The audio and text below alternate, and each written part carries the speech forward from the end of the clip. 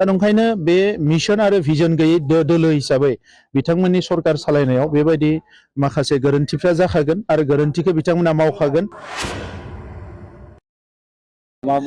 बेफोर बाथ्राखौ बिपिएफआ बुजि मोननाय नङा, खारन डेम'क्रेसिखौ बिपिएफआ जोबोद खम बुजियो आरो बिनिखायनो बिसिनि समाव माखासे हिंसायारि जाथायफोर बेबायदि गाज्रि गाज्रि थासारिफोरा जायो।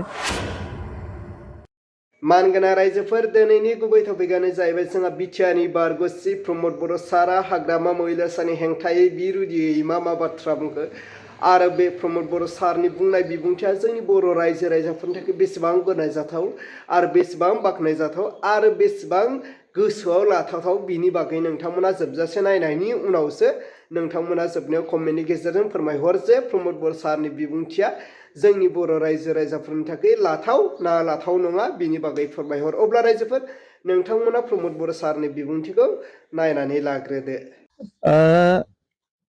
गोबां थांखि दङ।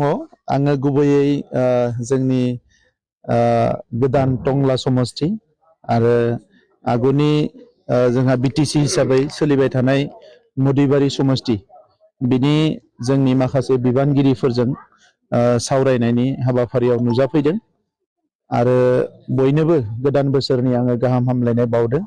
मागो दमासि फैगासिनो दङ, बेनिबो गाहाम हामलायनाय आं बयनिसिमबो बावदों आरो बयबो मिजिंथिदों जे फैबाय थानाय समाव मोजां मोनसे परिबेसाव बयबो संसार जानो हागोन आरो आवगायलांनो हागोन।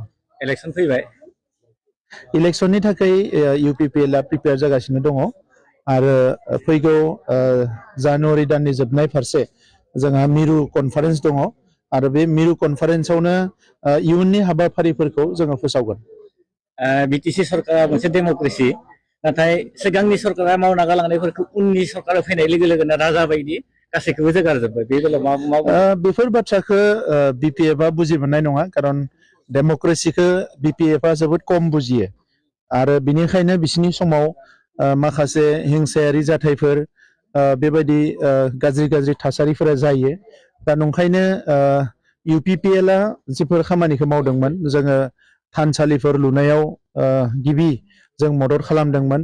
गोबां समाजनि गोनां गोनां फसंथानफोरखौ जोङो लुनायनि थाखाय सरकारनिफ्राय डाइरेक्ट मदद खालामदोंमोन एबा स्किमफोरखौ लादोंमोन। बिथांमोना सरकाराव फैनानै गोबां लामा, गोबां दालां, गोबां फरायसालि, गोबां जातीय अनुस्थानफोरनि जों होनाय स्किमफोर आरो लोगोसे बिथांमोनखौ नुनो मोनदों जे बे गोनां गोनां स्किमफोरखौ बिथांमोना दानजोबदों।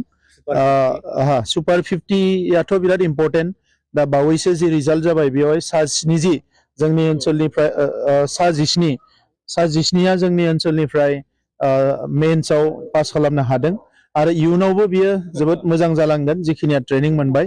दा नंखायनो बे मिशन आरो भिजन गैयै दोलो हिसाबै बिथांमोननि सरकार सालायनायाव बेबायदि माखासे गोरोन्थिफ्रा जाखागोन आरो गोरोन्थिखौ बिथांमोना मावखागोन, मानोना बिथांमोना जेबो मिशन आरो भिजन गैया आरो रायजो राजानि फारसे जेबो साननाय गैया। दा नंखायनो दिनै जौ जुवा बायदिसिना थासारिफोरा बिराद बारा जानो हमदों। दा बेखौ लानानै रायजो राजाफ्रा बयबो नुदों आरो इउपिपिएलआ बेबायदि थासारिजों जों मालाबाबो कमप्रमाइज खालामनाय नङा। जोङो जोंनि एजेन्डाखौ लानानै जों खामानि मावलांगोन। टंला समष्टियाव बिजाथि जाबाय नामा?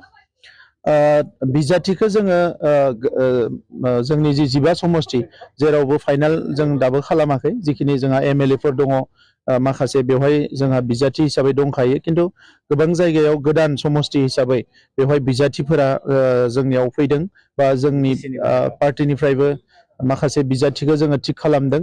बिटिसिनि बाहेरावबो माखासे सिटफ्राव एमएलए सिटफ्राव बिजाथिफोर ओंखारदों आरो जोंनि पार्टि दानायनि बाथ्राखौ इतिमধ্যे माखासेया फैनानै रिकुवेस्ट खालामदों आरो बे हिसाबै जोंनि खामानिया सोलिगासिनो दं। फैबाय थानाय समाव इउपिपिएलआ सोरजों थागोन? बेनि थाखाय जोङो समाव फोसावगोन। जोङो जोंनि कनफारेन्सआव जोंनि फिउचार कर्स अफ एक्सन आरो डिसिसनखौ जोङो फोरमायगोन। अब्ला मानव गेदेर रायजोफोर नोंथांमोना नुबाय, खोनाबाय, बुजिबाय जोंहा प्रमद बर' सारा मा बुंखो।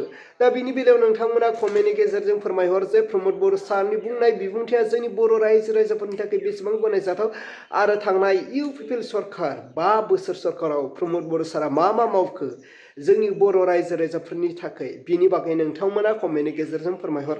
अब्ला रायजोफोर दिनैनि भिडिअखौ आङो बेखिनियावनो फोजोबबाय। भिडिअखौ मोजां मोनदोंब्ला लाइक चेनेलखौ मोजां मोनदोंब्ला साबस्क्राइब।